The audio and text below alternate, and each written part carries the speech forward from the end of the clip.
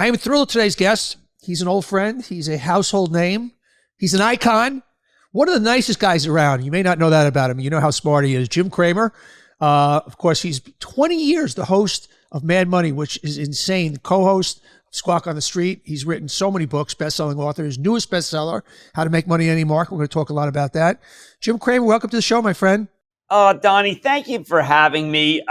People should know the same thing about you. One of the nicest guys in the business. When I heard that you wanted to talk to me, I said, okay, this is terrific. There'll be someone I talk to who's a buddy, who understands in a similar fashion that we want to help other people. That's what it's about. Yeah, you love doing that. You love doing it. First, let's do a little current events, and then we're going to get into the book because there's so much to chew on in the book. So we are in one of two situations right now. We are in a bubble, a AI bubble, or we're in uncharted territory and a bull market that might go on not forever, but for the foreseeable future. And it's hard to handicap which it is. I'm going to tell you, I think it's the latter. And the reason I say that is because this is a market where it's entirely possible that you could have a bubble simultaneously with a lot of good things happening. So there might be a bubble, say, in what Sam Altman is doing with OpenAI and building all these big data centers. But against that might be someone like Zuckerberg who's using real cash and has got plenty of money to do it, or an Alphabet that's plenty of money to do it. Or this may just be a market where you suddenly realize, you know what, the industrials are doing quite well, or the consumer products are doing quite well. And one of the I'm going to throw a bomb here for a second, Donnie, but one of the common traits of this market is we have a free market president who seems to make it be that anything goes. And there's a lot of things that were going under the previous administration that were constrained, including takeovers, including things involving emissions, including things involving global, that where we were constrained, that are now opened up. And I always figure I can go this way with you because you know that does not mean an endorsement. No. It just means what's happening. Well, it's so funny you say that because where we are today, by the way, Trump's coming off a heroic week as far as what he did in the Middle East. And then you could talk about the things he does wrong. You can hold two thoughts in one side. You can compliment the guy and then also say, maybe we shouldn't be picking up people in vans in the street, mothers, and putting them and taking them away. So that's the problem today is nobody can say, hey, you know, the guy's doing some really good stuff and the guy's doing some shitty stuff. It's okay to say those in the same sentence. Well, okay, so you say that, and yet when I venture that, say to my wife, okay, she, a no kings person. Right. I say, look, this is an amazing time to be in the stock market because finally we have mergers, we have acquisitions, we have banks that are able to do what they should do. We have small businesses that are doing quite well. All that goes for naught with a lot of people because they look at the man, they see what he's doing in other places, and they dismiss it. And what they're dismissing, Donnie, is an opportunity to make money. And no one at the bank says, did you really make that money because of Trump? They just take it. And so I want to make money for people. And I am not going to sit here and say there's no money to be made because you don't like the man at the White House. What I am specifically saying is that if you're General Motors and you no longer have to worry about CAFE standards and you don't have to do EVs, then you're going to make a lot more money than if you're trying to do things that change the world. We got 7 stocks that account for, I think, 35% of the value of the S&P. Is that dangerous? No. And the reason I say that is because these companies do not use a lot of debt. If they were levered, if they were used a lot of debt, then I'd say, you know what, we're in trouble. But what happens is that I think we're going to see 10 stocks and then 15 stocks. Interesting. And then 20 stocks. That these are forerunners of what's going to happen because there's a lot of capital that is just looking for great growth stocks. These are all great growth stocks. And as they pop up, whether they be, as I say in the book, a DoorDash, as they pop up, and maybe they're going to be in a firm, maybe they're going to be a CrowdStrike. What will happen is we'll say, you know what? I should have been in. I shouldn't have just said, you know, it's no good because there's only 7 of them. Because what could happen is there may be 20 of them 2 years from now. Yeah, we'll jump into the book and then we'll jump back to the current events on that point. You say one of the key things is put half of your money in index funds and then take the rest of it, bet on some growth stock, bet on some specific stocks, but go into some speculative one also. It's okay to put a little turbocharge into your portfolio. This is really important and is at the fundament of the book, Donnie. I feel that a lot of people knew Apple and they knew Facebook, now Meta. They understood Netflix. They recognized that their kids were constantly on different things that we all know are exciting. They were things like Affirm, which is something that kids use a lot, or Airbnb. I mean, they see things, they know things. Amazon's the obvious one. It's very obvious that Google was so big. So you look at these things and you say, I could have had those, and you got so much more than the S&P. It was right there. And one of the keys to the book is NVIDIA, because when NVIDIA was $500 million, I recommended it. I'm not saying I'm a genius. I am saying I was led into the kingdom of NVIDIA and saw what they were going to do. And I want people to be able to use their powers of observation and curiosity and pick some stocks to go with the S&P. The people who are like the S&P, they totally dismiss your opportunity. They think, nope, that person's not smart enough. Donnie, I think you and I recognize, one, it's not as hard as it used to be. And two, a lot of the people you talk to in real life have insights, and they should be able to operate on those insights. But they've been told by our industry, no, you're not smart enough. You got to stick with index funds. I rebel against that view, Donnie. You said you saw the video early. What did you see? What was it that you said? Because maybe there's a lesson learned here for some other stocks. What was it in that? Was it management? Was it they were just ahead of the game? Was it? I knew that I had known that Intel, where one of my old partners in my hedge fund had been a member of the board of directors, dismissed NVIDIA because the chips were too fast and they were what you needed for gaming. They weren't all-purpose chips that could be good for everybody. That had been Intel's rap. My friend wanted to go into high-speed chips because he said that those could be really good for artificial intelligence. He was a true visionary. He was a professor of logic. He really saw what was going to come, and he was dismissed. So I looked at what he was dismissed about, and I realized what he was trying to do was say, look, the faster the chip, the better. Who had the fastest chips? NVIDIA. So that's how I started the process of discovering NVIDIA. And then later on, I was invited to headquarters where I saw things that just dazzled me that I couldn't believe. And that was well before you had $3.5 trillion worth of capitalization added. It's just incredible. Just incredible. One of the things you talk about in the book is kind of stay away from drugs. I don't mean literally drugs, but meme stocks. You know, the quick high, the fast high. That, you know, and I was in one of the hedge funds that got killed in GameStop. I mean, I just like, I got clobbered, and it's how much money I lost I can't even think about. But what is the lessons learned, and how do you tell young people there is no shortcuts? And okay, there are a bunch of them going right now. The nuclear stocks, the quantum computer stocks. These are ones that, frankly, are very dangerous. When I say dangerous, that means they go up so fast, they can go down so fast. What I try to teach people is, okay, do you understand it? Do you know what it does? If it goes down, would you buy more? Or would you be panicked? A meme stock per se is something that no one really understands. It's just being bought and bought and bought by people because it's going higher. We see a lot of that going on right now. A lot of it's by young people, typically by using Robinhood. They see it go up. They want to be in it. They have no idea what it really does. So when it does go down, and it will go down, they panic and sell. I'm trying to recommend that people buy individual stocks of companies they've studied and know. I tell you how to read a balance sheet. I tell you how to look at to be able to be, if you're curious, how to pursue your curiosity. And I also say, look, index funds are great. I just want you to have a chance at having a stock, and this is the phrase I use on TV show too, that can change your life. Donnie, I'm trying to change people's lives and not use the lottery. Do you give me the latest anecdote of when somebody stopped you on the street and said, "Hey, Jim, thank you. This, because you do that is what you do it for. You do. I mean, obviously you make a good living and all that, but I know that that's what kind of gets you off. Give me the latest story of somebody who came up to you, gave you a hug, and said, "Jim, you did this for me." Okay, well, there was a police officer I saw outside of Barnes and Noble, and he came up to me and he whispered, and he kind of tried to hug me, and I wasn't sure what was going on. And he said, you made me $1 million in NVIDIA. I said, so you're a millionaire? And he said, yeah, and I am a police officer, and I Wow. love what I do, but I made $1 million. And I know he was fighting back tears because I had named my dog Nvidia in 2017. He had been Everest. He was a rescue dog because I was trying so hard to get people to be in the stock.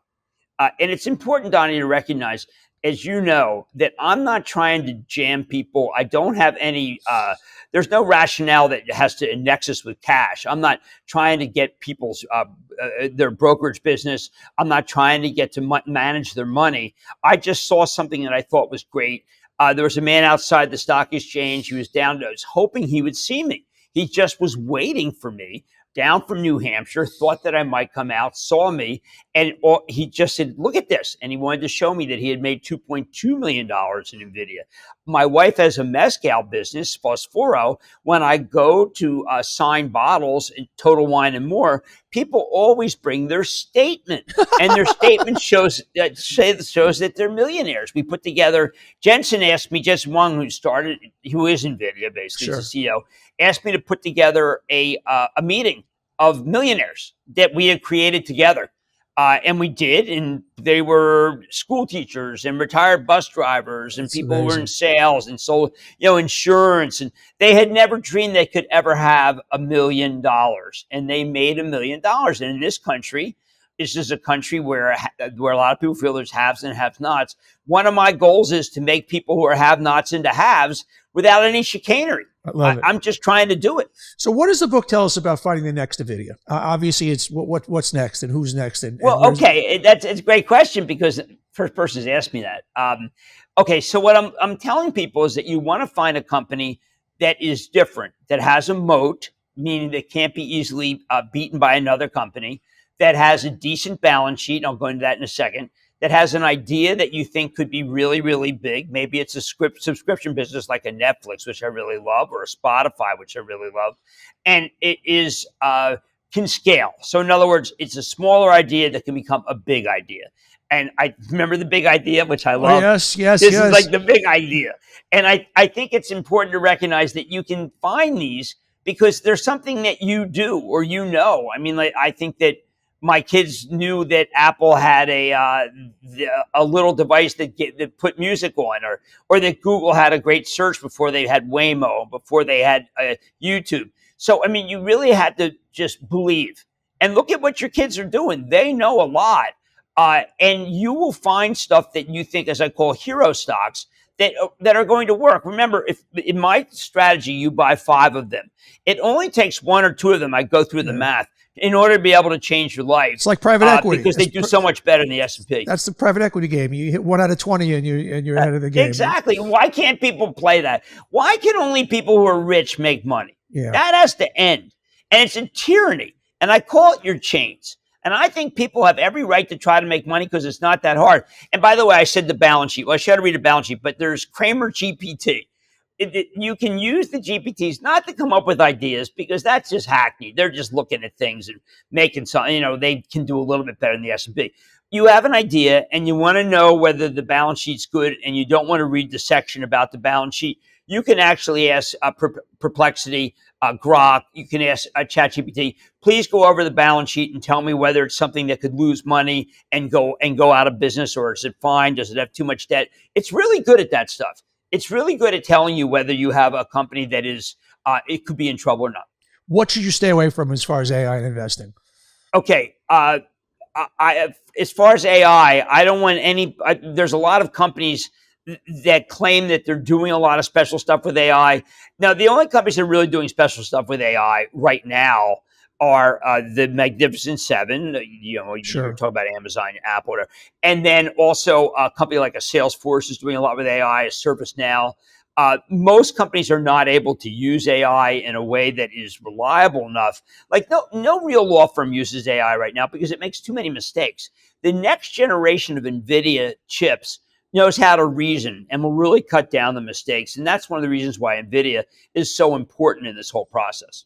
So the dark side of AI that everybody's worried about is so many entry-level jobs going away and then really affecting the labor market. What do you see happening? We're at the one yard line of AI. And as we get to the 10 and the 15 yard line, what do you see happening in the labor market?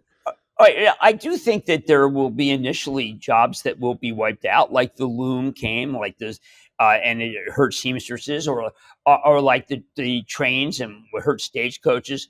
But what has historically been the case in all three of the previous industrial revolutions is that there ended up being far more jobs. We just didn't have the cranial power to think about what they would be. Jensen has spent a lot of time, just one CEO of NVIDIA, spent a lot of time with me talking about what could happen and how many different new jobs could be created. There's no doubt that we can't think through it. And we do think right now that the auditors are going to have a hard time because so much of that can be automated. A law firm would be the third, fourth, fifth year associates. Those could have problems keeping jobs. But I do think that we're just not able right now to assess what new jobs would be created. We did ultimately, in the third industrial revolution, lose the typewriter. That was important because a lot of people made typewriters. We lost the clock. But we created so many jobs in information technology. So I've got to tell you, on the one hand, it does seem very frightening. On the other hand, the evidence has always been that many more jobs were created. And I have to rely on history to believe that that's going to happen. You mentioned how you want everybody to make money. And if I said to you, hey, Jim, tell me about the economy, it's really a tale of two economies. You have obviously the rich getting richer. You've got the stock market just continuing to blow up in a good way. And then you have affordability issues for so many Americans that can't buy first homes, that groceries are still going up. You know, Trump has not solved that. How do you handicap the quote unquote economy when we're not one economy anymore? No, we're not. And it's really a shame. I mean, there are a lot of good jobs that people have gotten, but they still can't keep pace with inflation. I think the president should directly attack inflation. No more just I mean, he spends a lot of time on tariffs. I think if you spend a lot of time trying to figure out what really happened and try to figure out, I told this to the Biden people, go to Walmart, go to Costco, figure out what they're doing right. Tell everyone else that they can do something similar. If they can't, then it's just, go to Costco. Show people that they can become members of Costco, which doesn't cost that much. It's a dramatically lower, 150 million people belong, so that's like half the country. It's dramatically lower prices there. And also at Walmart, dramatically lower prices. And the people have to recognize that it's not necessarily the Dollar General that has lower prices, not necessarily Target that has lower prices, but those two stores have lower prices. But also, you should work. I'm going to give you an example. Right now, steak costs a fortune. Steak is up huge, and everyone should be able to afford a steak. But right now, the people who are not well off cannot afford steak. So let's say we made a deal with Argentina to make steak. We'll help you out with your budget deficit. You send us your beef. We would drive the price down. But the cattle farmers would be very angry. So the cattle farmers are able to keep the price of cattle up. And in return, the rest of us, the 340 million rest of us, are getting hurt by that. And we have to recognize that we have to go for the greater good. We have to have a president who recognizes it's time that we did everything we could to get prices down so that the working person can put food on the table. Same thing with medical. I mean, right now, there's the Democrats and the Republicans are in a battle. But what it really is in a battle for be able to afford health care in this country.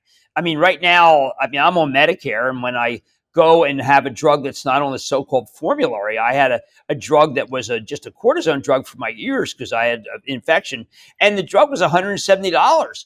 And I can just see, when I said, that's ridiculous. I don't want to pay for it, but I had the money to pay for it. And when I talked to the pharmacist at CVS, she said to me, well, Jim, what most people would do is just leave it right on the counter.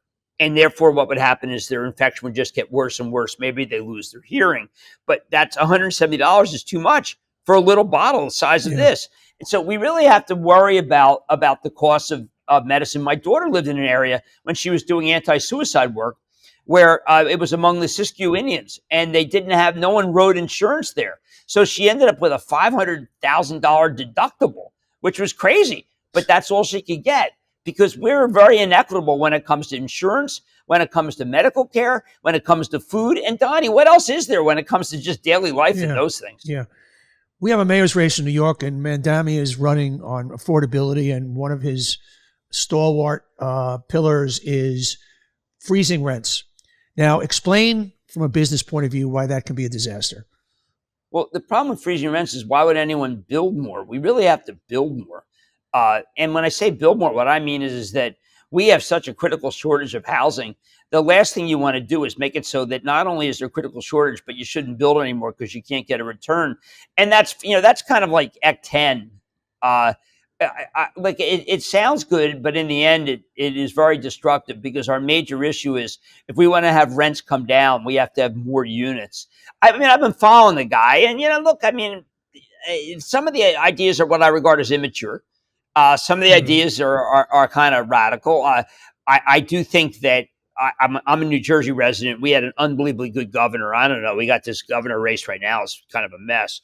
But I do think that the mayor can't do that much when it comes to the rents, which is good because we know, Donnie, that unless we build thousands more units, the people who really get hurt are the people who are moderate income and not that much income, and that's who we want to help.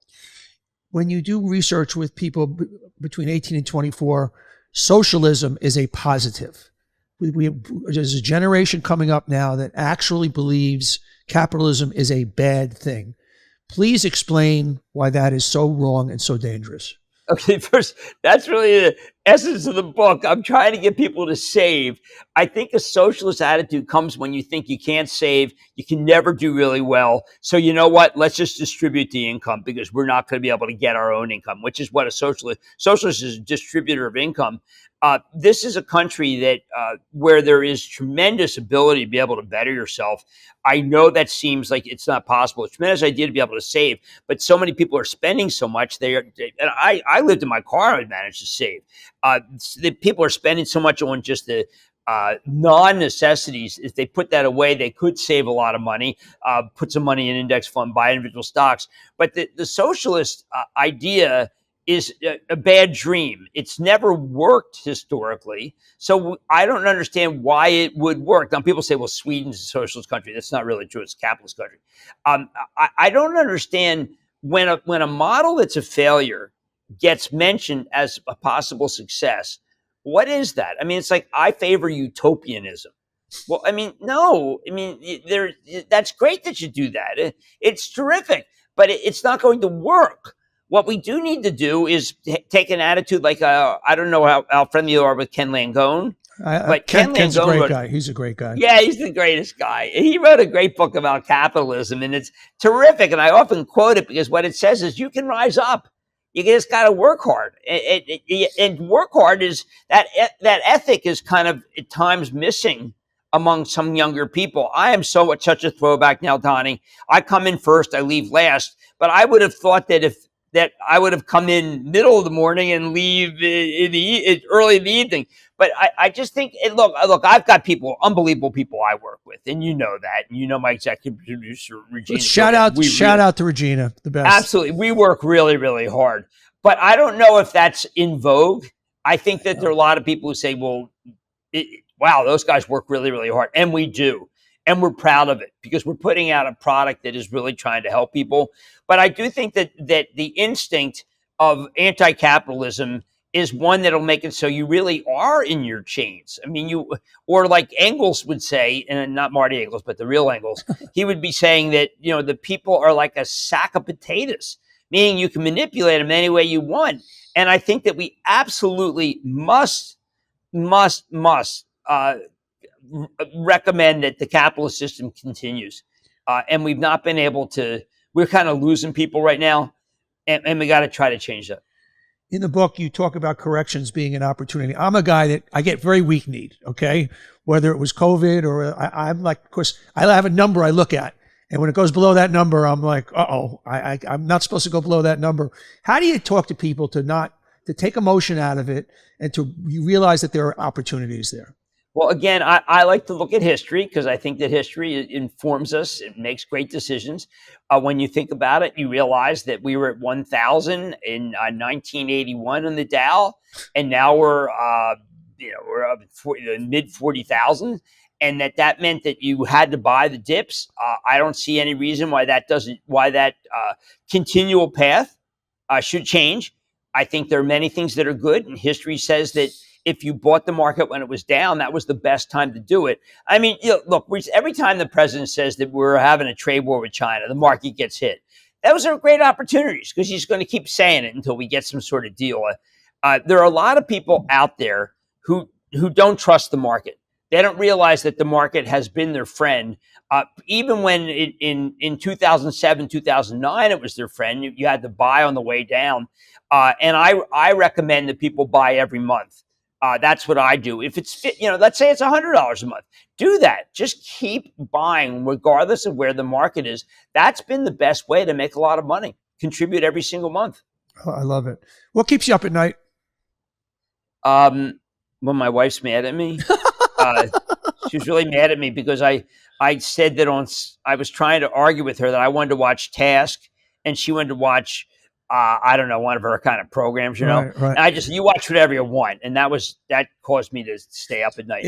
I'll tell you it's really interesting. What keeps me up at night is trying to figure out how to be less competitive, less jealous, less so bent on winning, because it doesn't matter anymore. I just need to do a good job. I need to help people, and I've got to stop the urge to continue to win every single time. Because you won. You're at the top of the mountain. You won, and you kind of have to at some point say, it's funny. I suffer from that a little bit also. I should be doing more and with this, and then I kind of wait a second. I've done pretty damn good. You know what I mean? And obviously there's always somebody with more or somebody doing something that I wish I did that first. But I teach my kids this. You got to be happy where you are, Yeah. I mean, you got to be happy with what you accomplished. And what you can do is take the pressure off, be willing to enjoy yourself more. Stop thinking that it's the end of the world if you screw up on something. So what keeps me up at night is when I screw up on something and then I realize, damn, I didn't get it right. I'm furious at myself. And I have to stop that. I don't want that to be what's written on my gravestone. He worked too hard. I have to get away from that. Did I win the Super Bowl? Well, kind of in some ways, Sure. The way that my Philadelphia Eagles won the Super Bowl. I feel like I have. By the way, you make such a difference in the world. You help people. You've made a wonderful living for yourself. You've got a great family. Like it don't get much better, my friend. No, it doesn't. And I have to tell my kids, look, I'm too jammed to see you. I know you want to see me. I can't believe there was like a 15-year period where guys, please, let's go to a game. Yeah. And now it's like, hey, Dad, you got extra tickets? Oh, darn it. No, I used them, but I'll try to buy one for you. And yeah, Donnie, it's a good time, and I can turn it into a bad time myself because of jealousy or because of anger. And those are traits that I have to try to lose. And I'm working on it constantly, Donnie. I didn't used to work on it. I am working on it now. We're all a work in progress. Jim Cramer, a gentleman and a scholar. The book is How to Make Money in Any Market. If you're first, can I just say one thing? Sure. You're a mensch and a fabulous guy, and I hope everyone realizes that you are. Unfortunately, I'm going to say it, the softest touch in the world. Oh, you're a sweetheart. You're a sweetheart. My dad would say he's a sport. Don't say soft touch. You are a sport. Let me just sell the book a little bit. If you're a first-time investor, it's an absolute read. If you're somebody who's been investing for 10 and 20 years, it's an absolute read. And somebody who's been a long-time investor, it's an absolute read. How to Make Money in Any Market. Jim Cramer, thank you, my good friend. Oh, thank you, Donnie. Everybody, thanks for watching. If you like it, hit that subscribe button.